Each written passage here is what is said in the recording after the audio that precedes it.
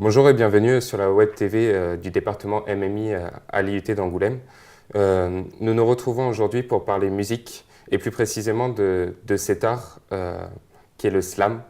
Pour le découvrir plus en profondeur, je reçois aujourd'hui Alice. Bonjour et merci d'être ici avec nous.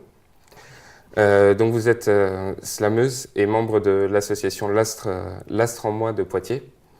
Donc tout d'abord, depuis combien de temps est-ce que vous slamez? Ça fait presque 12 ans. D'accord. Donc vous connaissez bien le sujet? Oui, je connais très bien le sujet. J'en ai fait presque le tour.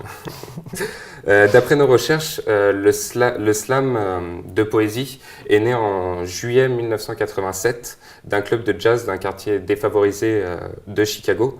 Pouvez-vous nous en dire plus? Oui, donc c'est Mark Kelly Smith qui avait une entreprise en bâtiment en fait, qui adorait la poésie, mais qui l'a trouvée un peu morte en fait. Les cercles de poésie, il les trouvait un peu morts, et il a eu l'idée de créer des tournois de poésie pour mettre vraiment en valeur le texte. Et ça s'est répandu assez vite. C'est venu en France en début des années 90, et c'est venu à Nantes en 1999. Et moi, j'étais à Nantes à cette époque-là. Et c'est là que j'ai rencontré le slam. D'accord, très bien. Certaines personnes pensent que le slam est un dérivé du rap. Qu'en pensez-vous? Je pense que non. Parce que Mark Kelly Smith, quand il a créé le slam, il n'était pas du tout rappeur. Donc du coup, on ne peut pas dire du tout que c'est un dérivé du rap. Par contre, c'est vrai que ce qui peut lier le slam et le rap, c'est le texte. Donc il y a des rappeurs qui enlèvent la musique, parce que le slam, il n'y a pas de musique, et qui viennent dire leurs textes un peu à poil sur des scènes slam. Est-ce que le contraire aussi? Des slammers mettent de la musique et passent sur du rap? Oui, alors sur du rap ou du spoken word même. Spoken word, ça veut dire que c'est pas forcément un beat rap, alors que là, je m'y connais pas très bien. J'aime bien, mais je m'y connais pas très bien. D'accord. Mais oui, il y a des passerelles entre les deux. Attachez-vous une importance particulière au regard que porte le public lorsque vous slamez? Alors, au début, non. Parce que moi, je dis souvent, je suis née du papier, c'est-à-dire que j'écrivais, et puis il m'a fallu du temps, parce que j'ai rencontré le slam vraiment en 99-2000, et je suis montée sur scène 5 ans après. Et il y avait une urgence de dire. À un moment, j'en avais marre d'écrire dans ma chambre. Donc à ce moment-là, je ne pensais pas du tout aux gens, c'était plutôt un défi personnel. Puis petit à petit, je me suis dit, ça plaît, je peux peut-être y aller. Donc du coup, voilà, il y a eu une émulation. Et puis aujourd'hui, je dirais que moins. Enfin voilà, j'aime partager la scène. Et puis, on s'y habitue au bout d'un moment. C'est ça. D'accord, merci Alice pour toutes ces informations. Donc en parlant du regard que porte le public sur le slam, je vous laisse regarder tout de suite un reportage filmé durant le festival Les Expressifs 2016 à Poitiers.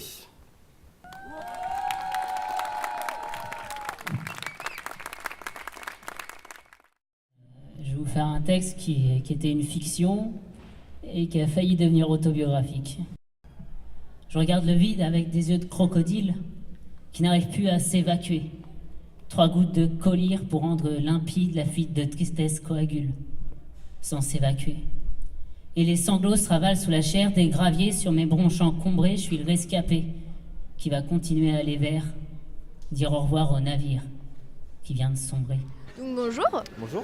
Donc tout d'abord, on voulait savoir qu'est-ce qui vous a poussé à venir ici ce soir? Rechercher la beauté des textes et surtout que j'avais une amie qui passait aujourd'hui, donc j'avais vraiment envie de la voir. Alors je ne m'y suis pas arrêté, je m'y suis rendu. Ah, et pourquoi alors? Parce que je connaissais un petit peu de gens par ici et que sur une place comme ça, là, en plein air, je pense que voilà, fallait y aller et voilà. Alors en fait j'étais invitée par Mafalda qui a organisé cette soirée. Tout simplement parce qu'on est amis, on se connaît bien et que j'ai parfois participé à des sessions de slam il y a quelques années. Qu'elles étaient belles nos maisons, à trop spéculer pour des niches, on en a perdu la raison. Le problème c'était pas Jésus, le problème c'était pas l'islam, le problème c'était Crésus sous la bêtise de quelques imams. Du territoire à la patrie ou du bitume à la nation, ce sont toutes ces idolâtries qui ont forgé notre poison. On a mythifié le progrès, cyclique est notre univers, les puissants pissent sur nos rêves en nous prenant de travers. Depuis toujours ils se sentent forts. Depuis toujours, ils manipulent la plèbe qui ne fait pas l'effort de les secouer sans scrupule. Et donc pour vous, en quelques mots, pour vous, qu'est-ce que le slam ? Pour moi, le slam, comme pour beaucoup, c'est un moyen de dire ce qu'on a envie de dire d'une façon poétique, d'une façon ludique, des choses qui nous tiennent très à cœur et qu'on a envie de partager avec d'autres. Ou de la poésie, surtout du slam, en sachant que le rythme finalement, ça dépend aussi des personnes, ça dépend de l'intention aussi qu'ils mettent dans le corps, l'expression, les intentions qu'ils ont, voilà. C'est une expression orale, qu'on parle généralement des choses de plusieurs sujets ou de sa personne. Donc ça c'est pas non plus facile comme ça. Il y en a qui le font chez le psy, il y en a qui le font machin. Le faire comme ça c'est quand même il y a plus de ferveur, c'est quand même voilà. Et j'incite tout le monde à le faire le plus possible et je pense que ça permet aussi d'une sorte d'exutoire quoi, de pouvoir tranquillement se lâcher quoi, en écrivant en plus sans musique, sans rien et tout. C'est l'expression assez pure du truc. J'aimerais faire un slam pour tous ces gars qui ont fait la Java pour finir sur le sofa avec aucune nana. J'aimerais faire un slam pour vous et moi. Un refuge ou une passion, quand slameuse devient ton nom. Même si peu de gens comprennent que le slam c'est un art de parler, d'exposer ses idées. Les piquets de grève se vident au profit de l'euro de foot et c'est la merde. Il y a de quoi se perdre, l'ignorance c'est la merde. Notre soumission auprès de toutes ces richesses si mal réparties. Les JT boycottent les solus et le mal est reparti. Là, vous étiez devant une représentation de l'association L'Astre en moi. Donc, est-ce que vous connaissiez avant cette association ? Oui, je la connaissais d'une amie qui est dans cette association, et du coup, je suis venue. Ça vous dirait pas de rejoindre l'association L'Astre en moi J'y ai déjà pensé, mais vu que j'écris pas beaucoup et que je lis pas non plus énormément, c'est déjà ça qu'il faudrait que je change dans mon quotidien, voilà, la façon de faire les choses et tout. Peut-être qu'après, ouais.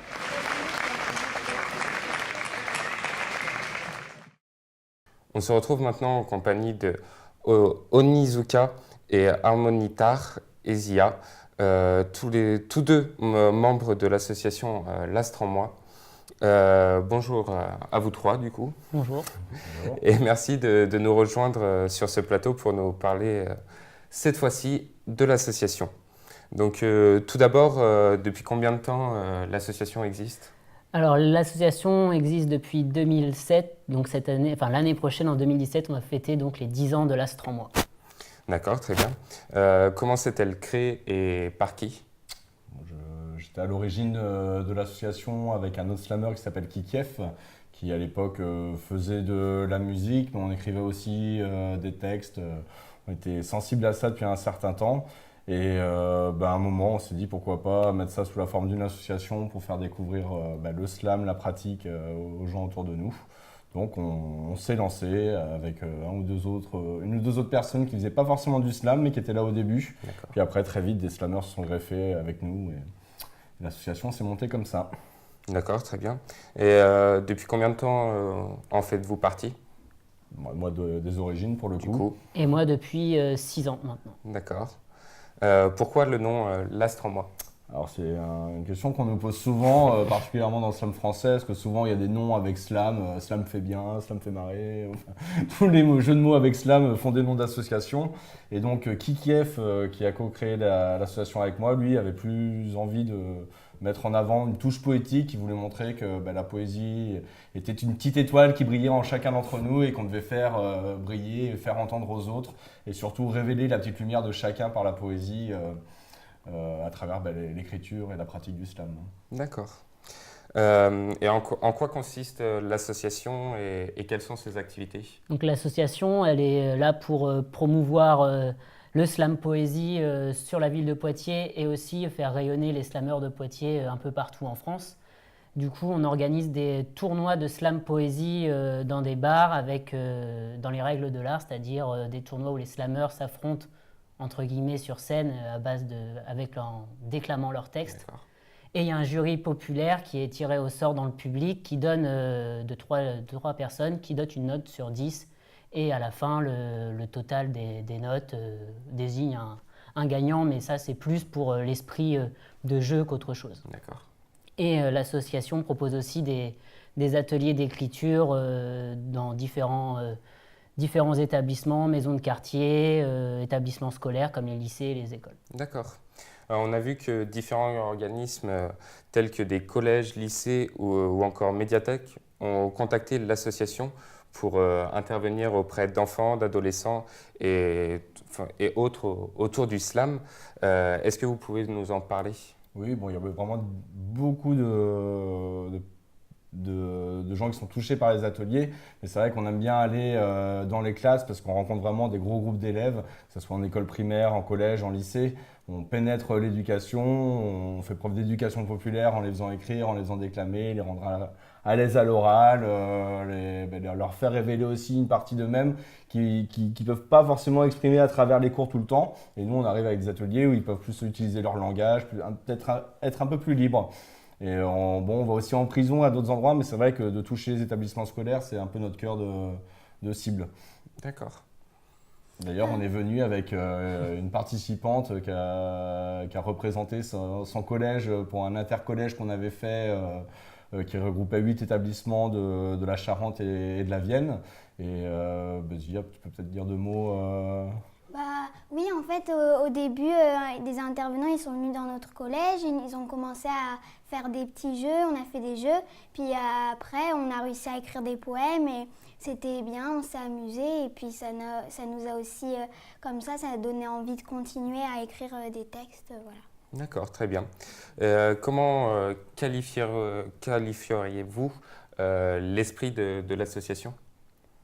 L'association, en fait, ce qui est intéressant dans le slam, c'est que ça regroupe des personnes qui n'auraient peut-être rien à voir dans la vie de tous les jours, qui ne se seraient peut-être jamais rencontrées, mais là, le point commun qu'elles ont, c'est vraiment l'écriture et la poésie sous toutes les formes qu'elle peut connaître.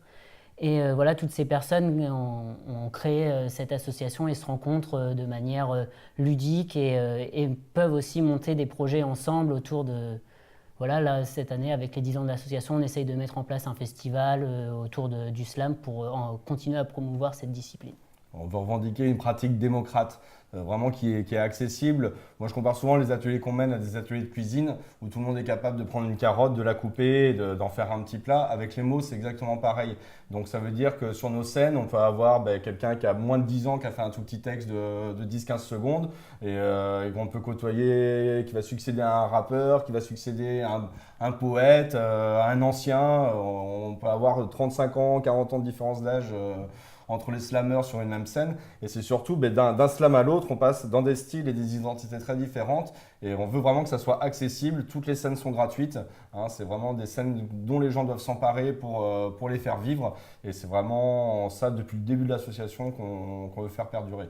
D'accord. Toujours 10 ans après. D'accord, très bien, merci. Donc, je vous retrouve tout de suite après ce second reportage sur les slammeurs de l'association et leur vision du slam.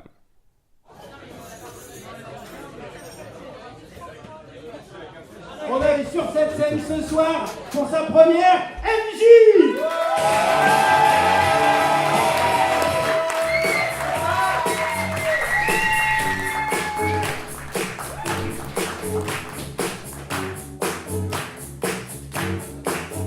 Slam, slam, slam.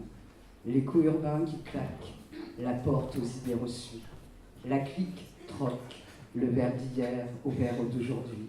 Divers vers juste avant l'hiver. Slam, slam, slam. Qu'est-ce que le slam? L'énigme est résolue. MJ vous salue. Alors, depuis combien de temps je slame? Je crois que ça remonte à février 2008. Alors moi j'ai commencé à slammer, c'était début 2011. J'ai commencé en 2009, on est en 2016, voilà. 7 ans. En fait, ce soir, il y a eu un slammer qui est passé qui s'appelle Onizuka et il est intervenant, il anime des ateliers d'écriture slam et moi je suis prof et il est intervenu dans mon collège auprès de mes élèves et on devait faire slammer les élèves et il m'a dit à moi et à mes 2 autres collègues oui mais vous allez demander à vos élèves à ce qu'ils se produisent en public. Et ben moi je demande à ce que vous fassiez la même chose. Dans 15 jours, il y a une scène slam à Poitiers. Je vous oblige à venir slammer sur scène. J'écrivais pour être plus précis, j'écrivais un roman. Je m'étais mis dans l'idée d'écrire un roman qui parlait de rap. Et je me suis dit, si tu veux être crédible dans un roman où ça parle de rap, il faut que tu montes sur scène. J'aime bien écrire, mais je suis paresseuse. Donc du coup, le fait de le partager permet d'avoir une échéance en se disant, bon, ok, je me lance dans l'écriture. Dis-moi, d'où tu reviens? T'as cru que t'allais laisser tomber les tiens brutalement, comme ça, du jour au lendemain, laissant en suspens un pauvre quatrain qui sonnait mal, qui rimait pas. Dis-moi, t'as juste marché un peu loin. T'as été titiller l'horizon sans elle, même si un jour il aurait séché son chagrin et t'en aurais voulu. Car tutoyer trop tôt, c'est un manque de politesse. Et t'as gardé tes distances, salutations cordiales, il a fallu sortir du labyrinthe en vitesse, redevenir un bourgeon, sortir pousser les pétales. Et pour la poésie d'harmoniteur, public jury, alors Qu'est-ce que ça m'apporte de slammer? Du plaisir. Alors ça c'est très compliqué parce qu'il y a de multiples sentiments qui interviennent. Déjà le plaisir de voir les yeux du public. Écrire, c'est pas comme faire de la musique. Le slam, ça permet de rencontrer des gens qui sont animés d'une passion similaire. Ça permet, quand on monte sur scène, de se faire applaudir, d'avoir une écoute, un retour, et ça c'est réconfortant. Alors ça c'est la première obligation du poète dans le slam, être l'auteur de ses textes bien sûr.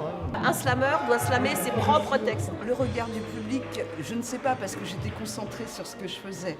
Après j'ai eu les notations, donc c'était agréable de se dire bon, j'ai conquis un public malgré, je fais pas partie des meilleurs, mais ce n'est pas grave. Dans le public, chaque personne ressentira et vivra différemment le texte et n'en retirera pas la même chose. Le regard du public, il est primordial. Slammer chez moi toute seule, je ne le fais jamais. Je ne slame que s'il y a un public. C'est beaucoup de diversité. Il y a à la fois des slameurs engagés, des slameurs romantiques, des slameurs drôles, des slameurs qui vont un petit peu au fond des choses. Et cette diversité m'a plu. Sur Poitiers, en slam, il n'y a que cette association. C'est quelque chose de très fraternel. Il y a une énorme force dans cette association.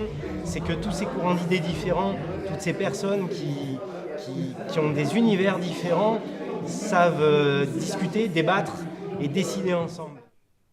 Je retrouve maintenant tous nos invités du jour. Après avoir recueilli toutes les informations, nous pouvons dire que le slam est donc bien un art de partage qui rallie toutes les générations entre elles. Donc je vous remercie d'être venus. Et on écoute tout de suite Alice qui va nous slammer un de ses textes. Quant à moi, je vous remercie de nous avoir suivis et à bientôt sur la web TV de l'IUT d'Angoulême du département MMI. Depuis plus de 10 ans, je suis slameuse, mais j'étais pas prédestinée à ça. Quand j'avais 15 ans, mon père me disait « Toi, tu seras avocate, pharmacienne, ou bien kiné, ou peut-être docteur, au mieux ministre de l'Intérieur, enfin tu feras comme tes sœurs. Tu suivras ma trajectoire, alors abandonne tout espoir, il n'y aura pas de place pour le hasard. Et puis aussi, tu feras du sport. C'est important d'avoir un corps. Et tu vas arrêter de fumer. Ah non, ça je te promets, j'ai essayé. Ici, on n'essaye pas. On réussit. Tu suivras ma trajectoire, alors abandonne tout espoir, il n'y aura pas de place pour le hasard. Et puis tu prendras un crédit. Quand tu auras trouvé un mari, tu achèteras un beau pavillon et tu nous feras 3 beaux garçons. Tu suivras ma trajectoire. Alors abandonne tout espoir, il n'y aura pas de place pour le hasard. Et puis surtout, arrête de lézarder, pencher là au-dessus de tes cahiers. Au lieu de passer ton temps à écrire, tu devrais te construire un avenir. Là, t'as dit le mot de trop et sur ce coup, je te ferai pas de cadeau. Je vais dévier ta trajectoire, redonner du goût à l'espoir et refaire une place au hasard. Alors je suis partie de la maison. Pour faire vivre mes révolutions, aujourd'hui j'adore mon boulot et je fais danser vos mots, car j'ai croisé sur mon chemin des gens et leurs drôles de destin et des idées, moi et mes potes, eh ben on en a plein les bottes. On vit de projets et de discussions. On n'a pas encore passé l'âge des illusions. Et même si je ne touche qu'une personne, tant qu'à une oreille ça résonne, je ne regretterai en aucun cas d'avoir eu le courage de mon choix Bien qu'au fond, ce qui m'a fait vraiment plaisir, c'est que 10 ans plus tard, mon père a fini par m'écrire.